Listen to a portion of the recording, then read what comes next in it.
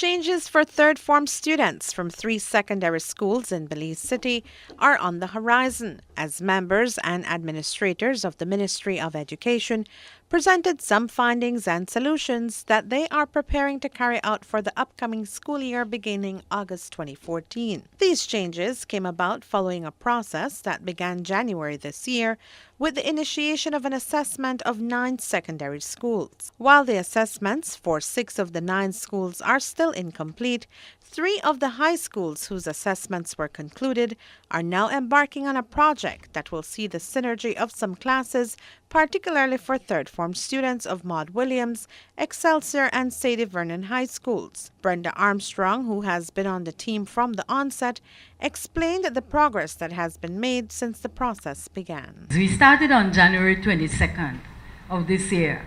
This is the first time that the 3 sets of administrators got together, and the computer lab upstairs at Sadie Vernon was our think tank.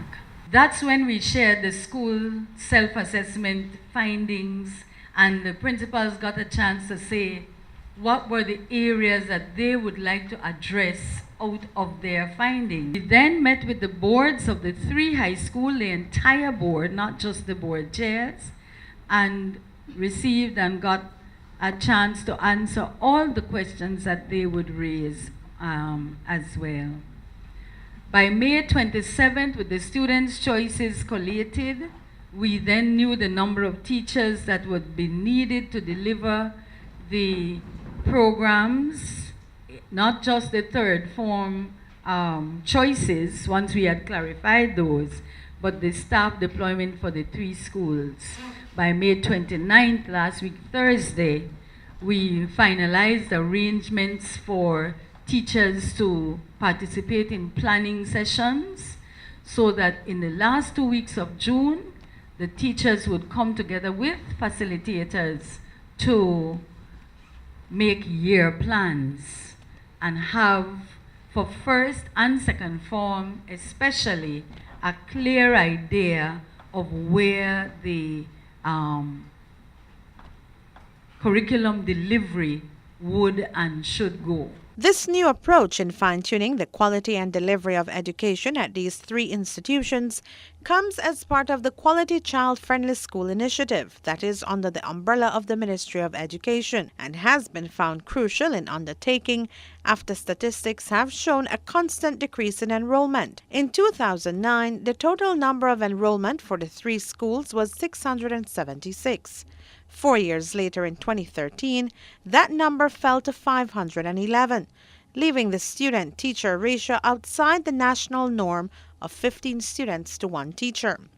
The statistics also showed a growing increase in school dropouts over the last 4 years, as was explained by Dr. Newlyn Villanueva. Student enrollment at the 3 high schools, whereas in the rest of the Belize district, the majority of schools have seen an increase in enrollment over the last 5 years. In these 3 schools, there has been a decline. Excelsior went from 130 students to 100 students between 2009 and 2013, a 30% decline in enrollment.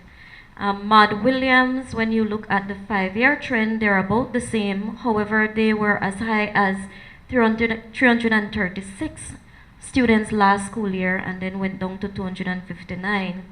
And Sadie Vernon has had the most dramatic decline. They started out at 286, went to 300 in 2010, and are now down to 152 students, which is a 47% decline in enrollment. The other relevant data is the dropout and repetition rates of these 3 schools compared to the national average. Nationally, the repetition rate for high school is 6.5%. However, the 3 schools have an average of 15.7% of students repeating annually. The dropout rate is also very high compared to national averages. Nationally, the dropout rate is 8.4%, and at these 3 schools combined, it's 19.2%. What that means in real terms is if you have 100 students in 2009, you would have basically less than 25 students making it to fourth form. And that has been the case in all of these schools. With the low numbers of students making it to third and fourth form, what it means is that the number of students in the different programs, since third and fourth is when you decide what program you're going to take. If you have, for example, in the case of Maud Williams High School, 3 options: academic science, business, general, and four, and technical vocational, it means that your spread of students ends up with very low student enrollment in each program. So only 7 in academic science, 10 in business, 4 in general, and 13 in technical vocational subjects. This is the fourth form class for this year. The same thing applies to Sadie Vernon, where in arts and science you have 10, only 6 students in business and 16 in technical vocational. And in Excelsior High School, there's just 1 option, technical vocational. So the number of students in third and fourth does determine the types of programs that you can have and then the sustainability of those particular programs. This last figure shows the student enrollment trend compared to the faculty trend at the staffing trend at the bottom. So we started in 2009 combined in the 3 schools with 676 students, and this current academic year we have 511 students.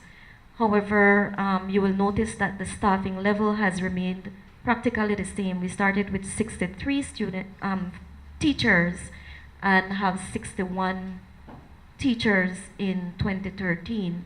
And that has several implications.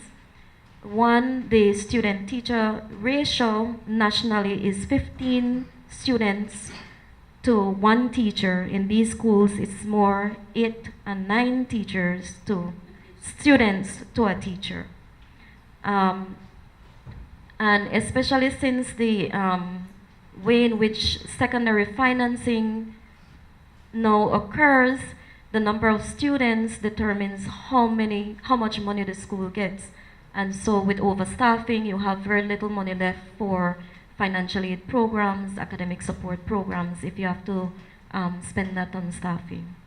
Now, as you can tell, it is not an amalgamation of the schools, as each facility will remain with their respective principals, names, uniforms, and school basis. The changes come in the area of studies being made available to the third and fourth form students at the 3 high schools. For example, while Excelsior High School was only offering courses in the area of technical vocational studies, with this synergy, the students from the 3 schools attending can now choose from academics, business, science, or technical vocational. Now here is where another adjustment will have to be made by the students. If a student chooses to do food preparation under the technical vocational area of studies, that student will have to attend classes at ITVET, while the student who would opt to take woodwork classes will have to attend those sessions at EP York High School. The synergy may not seem much of an adjustment to be made by the students, but it certainly begs the question, what will happen to the members of faculty, considering that this approach will find some positions as being redundant? Education Minister Patrick Faber explained how that aspect of the approach will be handled. We have looked at the situation where, in fact, a few teachers, and we are trying to make sure that that is minimized, may become redundant. But we have looked as well at what conditions the regulations put in place for people who are made redundant in a situation like this, and we can assure people that we will stick to that. From what I am told and what I am advised, of course, by the Solicitor General on in these instances, that if a member of staff of any of these schools is made redundant, that teacher continues or needs to be put immediately on a pension, so that and there are two options when that kicks in, if that needs to kick in. Firstly, that if that person is expected to continue in the teaching profession, but is merely being displaced because of the kind of deployment that is happening at the school at the time, because of the redundancy, then that person will be put on what they are calling a temporary pension. And of course, as soon as that person can be re-employed in the education system, that pension will cease. And there are other instances where we don't expect people to be re-employed, and they will start a pension at whatever age they are. We will ensure that these teachers, of course, are minimized. The ones who we would ask or we'll be making redundant. We are going to use strictly, and this is important, the fact that the restructuring of the deployment of resources is creating this redundancy. But so that will be the basis upon which any teacher who departs will be asked to depart, based on redundancy. It is to be noted that the fourth form students for this upcoming school year will not be affected, and neither will the first and second formers. During this morning's conference, it was also noted that the discussion process had included meetings and consultations with the Teachers Services Commission, the Belize National Teachers Union, students of the three institutions, as well as parents of Maud Williams and Sadie Vernon, and the boards of directors for the three high schools. Reporting for Love News, I am Renee Trujillo.